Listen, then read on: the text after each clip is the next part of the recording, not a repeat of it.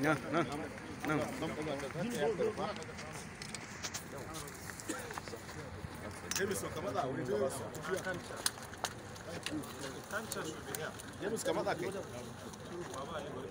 Yeah, it's okay.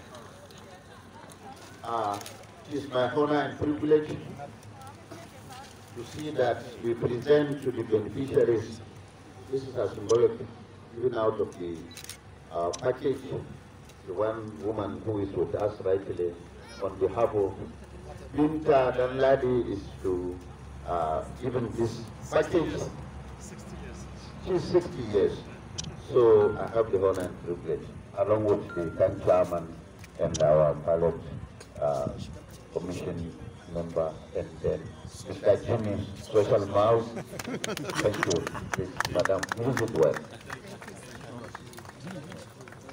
Thank you very much, sir, for the presentation of the Christmas gift. We really give God the glory and thank the Yobe state government for this special gift. May the Almighty God keep on to grant him the knowledge and wisdom to remember the Christians in whatever he's doing in the state. Because we thought the Christians are forgotten. When you go to Jerusalem, there's no time. When the Keke is going down, they still don't go down because there's no time. We thought we are forgotten.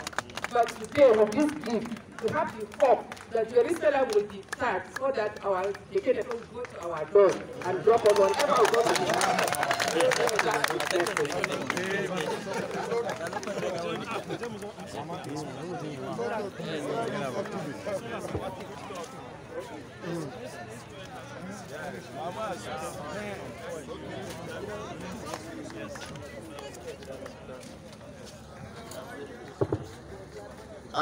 Mama, ga wannan kayakin daga gwamnan mu, gwamna Honorable Mai Malabunu, aka ce mu kawo miki taimakin Christmas naki da sauran jama'a. Dar ake tsohuwa ba ta samu abincin da za ta saba ba. Gashi mun kawo, Allah ya taimaka. Mun gode ko kuma mana mun gode aka samu ba mutum. Allah ya tsare muku da gajiya. Allah ya tsare mu shekara mai zuwa.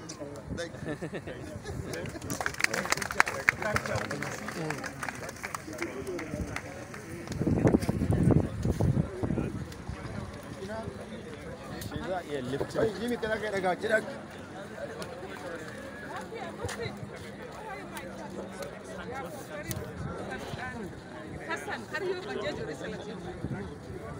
We are getting this gift to you on behalf of the government of Yobe State, Honorable Mai Buni, Chiroman Kujiba, Wali Damatu, Kowa da Kowa, Baba Kowa for the celebration of Christmas. In the name of God, the Father, the Son, and the Holy Spirit. I have no more to say than thank you, Lord. Thank our government. Thank you, our new government. God will continue to do it. Continue to strengthen him more and more in Jesus' name.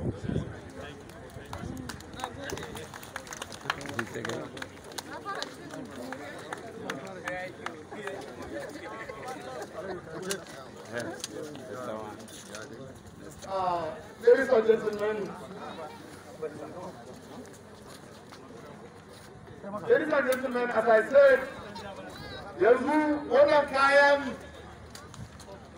ta zama mallakar duk wanda yake tsaye kusa da kayan, ba ku godiya ba? Ya zama kayan ku ne. Gwamna ya ba mu package na Christmas.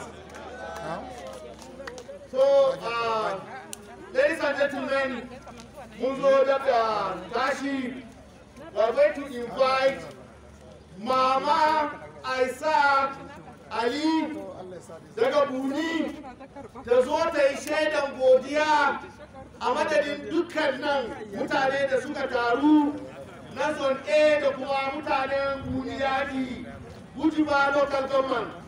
Ta zo ta nuna godiya.